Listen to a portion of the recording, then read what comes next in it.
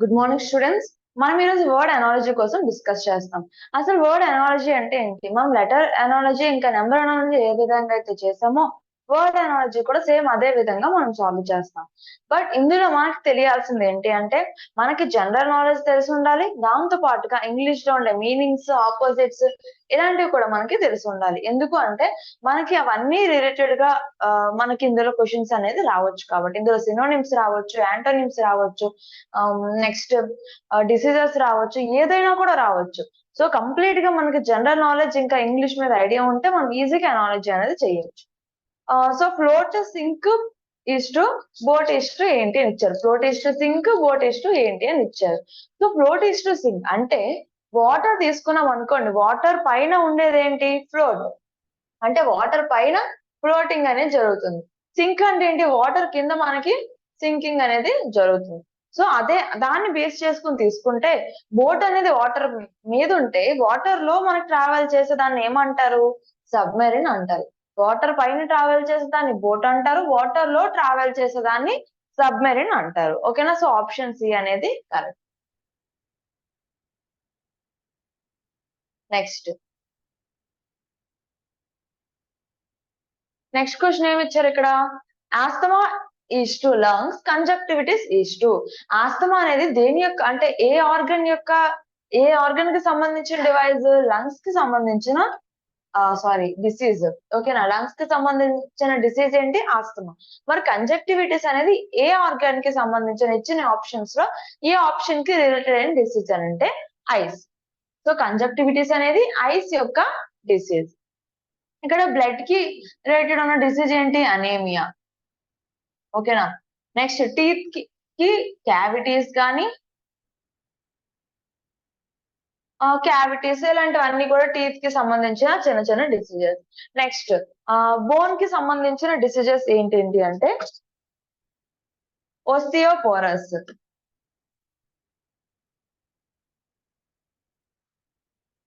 ఓకేనా? ఇది బోన్స్ కి సంబంధించిన డిసీజ్. సో ఇక్కడే మనం 4 క్వశ్చన్స్ కవర్ చేసాం. బోన్స్ కి రిలేటెడ్ అయిన డిసీజ్ ఓస్టియోపోరస్, టీత్ కి క్యావిటీస్, ఐస్ కి కంజక్టివిటీస్, బ్లడ్ కి అనేమియా, లంగ్స్ కి ఆస్తమా. సో ఇవి డిసీజెస్ రూపంలో కూడా మనకి ఇక్కడ ఇచ్చారు క్వశ్చన్ అనేది.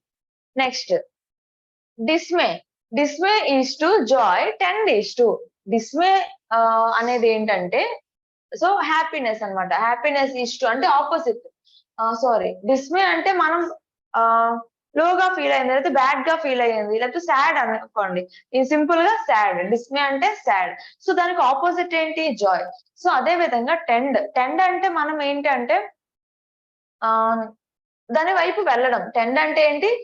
So I tend to go to market అంటుంటారు కదా. సో టెండ్ అంటే మాకు వెళ్ళాలని ఉంది, అలాంటి మీనింగ్ అనేది టెండ్ కే వస్తుంది. సో దాని యొక్క ఆపోజిట్ ఏమవుతుంది? ఇక్కడ రిగ్రెట్ ఉంది కదా, దీని యొక్క ఆపోజిట్ ఏంటి? సాటిస్ఫై. Next ignore. ఇగ్నోర్ యొక్క ఆపోజిట్. సో ఇది కూడా అవ్వచ్చు. టెండ్ అంటే నాకు వెళ్ళాలని ఉంది, ఇగ్నోర్ అంటే నాకు వెళ్ళాలని లేదు అంటే ఆ టైప్ ఆఫ్ మీనింగ్ అనేది రావచ్చు. సో ఆప్షన్ బి దీనికి కరెక్ట్ ఆన్సర్ అవుతుంది. నెగ్లిజిబుల్. నెగ్లిజిబుల్ అంటే ఏంటంటే మనం లెఫ్ట్ చేయడం, అంటే నెగ్లెక్ట్ చేయడం అంటే పూర్తిగా వదిలేయడం. సో కొంతమంది ఏంటి స్టడీస్ ని నెగ్లెక్ట్ చేస్తారు అంటారు. నెగ్లెక్ట్ చేయడం అంటే వదిలేయడం. నెగ్లెక్ట్ ఆపోజిట్ ఏంటి? కన్సిడరబుల్. Next spoil. స్పాయిల్ కి ఆపోజిట్ ఏంటి? స్పాయిల్ అంటే ఏంటి? కంప్లీట్ గా డెస్ట్రాయ్ అయిపోవడం. బట్ స్పాయిల్ కి ఏంటి మనకి ఆపోజిట్ అంటే ప్రిజర్వ్ చేయడం. అర్థమైందా? డిస్మే అంటే ఆపోజిట్ జాయ్, టెండ్ అంటే ఇగ్నోర్, నెక్స్ట్ రిగ్రెట్ అంటే ఆపోజిట్ సాటిస్ఫై, నెగ్లిజిబుల్ అంటే కన్సిడరబుల్, స్పాయిల్ అంటే ప్రిజర్వ్. సో ఆపోజిట్స్ రూపంలో కూడా మనకి అనాలజీ అనేది ఇవ్వచ్చు. ఆపోజిట్స్ ఇవ్వచ్చు, సినోనిమ్స్ ఇవ్వచ్చు, ఏదైనా కూడా ఇవ్వచ్చు. సో కంప్లీట్ గా మనకి జీకే ఇంకా ఇంగ్లీష్ మీద కొంచెం మనకి ఐడియా అనేది ఉంటే ఈజీగా మనం చేయొచ్చు. సో మెయిన్ గా మీరు సైనిక్ కి ఎక్కువగా జీకే చూసుకుంటే మనకి ఇందులో 2 టాపిక్స్ కవర్ అవుతాయి. ఏంటంటే ఎనాలజీ ఒకటి కవర్ అవుతుంది, వర్డ్ ఎనాలజీ కవర్ అవుతుంది, వర్డ్ క్లాసిఫికేషన్ కూడా మనకి ఇందులో కవర్ అవుతుంది. కమ్యూనికేబుల్ డిసీజ్ ఇచ్చారు, మలేరియా ఇచ్చారు. నాన్ కమ్యూనికేబుల్ డిసీజ్ ఏంటి? సో ఇక్కడ చూడండి, ట్యూబర్క్యులోసిస్, హెపటైటిస్, ఎయిడ్స్ ఇంకా క్యాన్సర్ అనేది ఇచ్చారు. సో ఈ ఇచ్చిన 4 డిసీజెస్ లో ఏ డిసీజ్ అనేది నాన్ కమ్యూనికేబుల్? కమ్యూనికేబుల్ ఏంటి? ఇక్కడ మలేరియా అని ఇచ్చారు. నాన్ కమ్యూనికేబుల్ ఏంటి? సో చూడండి, ట్యూబర్క్యులోసిస్, హెపటైటిస్, ఎయిడ్స్ ఈ 3 డిసీజెస్ కూడా కమ్యూనికేబుల్. కమ్యూనికేబుల్ అసలు నాన్ కమ్యూనికేబుల్ అంటే ఏంటంటే, కమ్యూనికేబుల్ అంటే మనం ఆ పర్సన్‌ని టచ్ చేయడం వల్ల లేతే కాంటాక్ట్ అవ్వడం వల్ల మనకు ఆ డిసీజ్ అనేది స్ప్రెడ్ అవుతుంది. దాన్ని కమ్యూనికేబుల్ అంటారు. అసలు నాన్ కమ్యూనికేబుల్ అంటే ఏంటి? మనకు ఆ డిసీజ్ ఉండి కూడా ఎవరైనా మనం కాంటాక్ట్ అయ్యామనుకోండి, అదే వాళ్ళకి పాస్ అవ్వదు ఆ డిసీజ్ అనేది. దాన్ని నాన్ కమ్యూనికేబుల్ అంటారు. ఇక ట్యూబర్క్యులోసిస్, హెపటైటిస్, ఎయిడ్స్ ఈ 3 డిసీజెస్ కూడా కమ్యూనికేబులే. నెక్స్ట్ ఇక్కడొక మలేరియా కూడా కమ్యూనికేబులే. అంటే ఒక మస్కిటో వల్ల మనకు మలేరియా అనేది స్ప్రెడ్ అవుతుంది. దేని వల్ల గాని ఒక పర్సన్ నుంచి ఇంకొక పర్సన్‌కి ఆ డిసీజ్ స్ప్రెడ్ అయితే దాన్ని కమ్యూనికేబుల్ అంటారు. స్ప్రెడ్ అవ్వకపోతే నాన్ కమ్యూనికేబుల్ అంటారు. ఇక్కడ క్యాన్సర్ అనేది నాన్ కమ్యూనికేబుల్ డిసీజ్. ఇక్కడ ట్యూబర్క్యులోసిస్, హెపటైటిస్, ఎయిడ్స్ అనేవి కమ్యూనికేబుల్ డిసీజెస్. సో మనకి ఇక్కడ నాన్ కమ్యూనికేబుల్ ఇచ్చారు కాబట్టి answer cancer.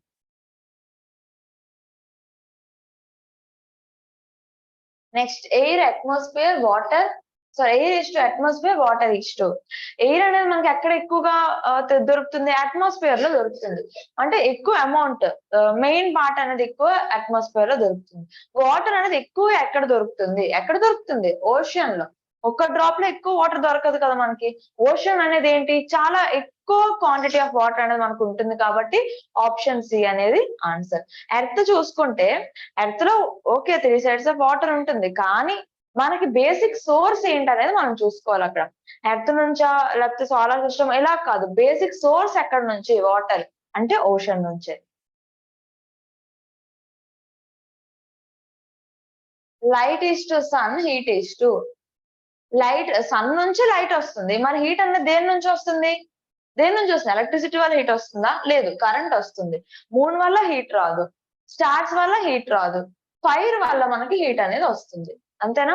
So light is to sun అయితే heat is to fire. Fire నుంచి హీట్ వస్తుంది. సన్ నుంచి లైట్ అనేది వస్తుంది. Next mango fruit. Mango is to fruit, potato is to. Mango అనేది ఒక ఫ్రూట్. మరి పొటాటో ఏంటి? వెజిటబుల్.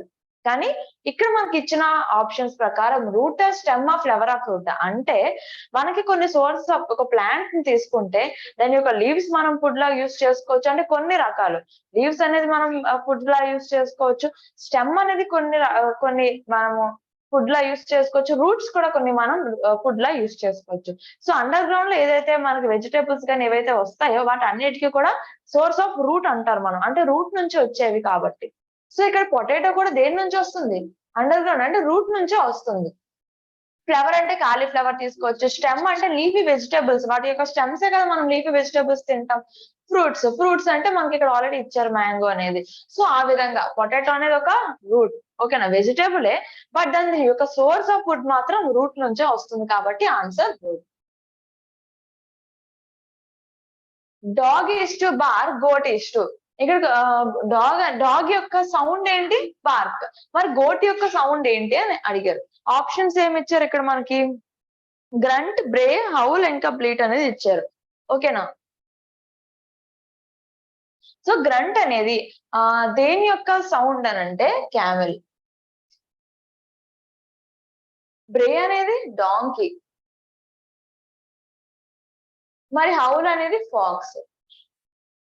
బ్లింక్ అనేది గోట్ యొక్క సౌండ్. ఓకేనా? అంటే సౌండ్స్ ఉంటాయి కదా మనకి యానిమల్ సౌండ్స్. సో ఆ విధంగా కూడా మనకి ఇందులో క్వెషన్స్ అనేది ఇవ్వచ్చు. సో యానిమల్ సౌండ్సే కాకుండా యంగ్ వన్స్ అంటే యానిమల్ యొక్క యంగ్ వన్స్ కూడా మనకి ఇక్కడ ఇవ్వచ్చు. సో ఎలా అయినా కూడా మనకి ఇవ్వచ్చు కాబట్టి మొత్తం మనం చదవాలి. గ్రంట్ అనేది క్యామెల్ యొక్క సౌండ్, బ్రే అనేది డాంకీ యొక్క సౌండ్, హౌల్ అనేది ఫాక్స్ యొక్క సౌండ్. బ్లెంట్ అనేది ఏంటి? గోట్ యొక్క సౌండ్, బార్క్ అనేది డాగ్ యొక్క sound. Moon is to satellite, earth is to. So moon అనేది ఏంటి? ఒక శాటిలైట్. మరి ఎర్త్ ఏంటి? అదొక ప్లానెట్. మూన్ అనేది ఏంటి? ఒక శాటిలైట్. ఎర్త్ యొక్క న్యాచురల్ శాటిలైట్. మరి ఎర్త్ అనేది ఏంటి? ఒక ప్లానెట్. మరి ఇక్కడ సన్ అనేది ఏమవుతుంది? సన్ అనేది ఒక స్టార్. సన్ అనేది ఒక స్టార్. మరి సోలార్ సిస్టమ్ ఏంటి? It is a part of Galaxy. Next asteroid అన్నది ఏంటి? ఇది ఒక రాకీ సబ్స్టాన్స్.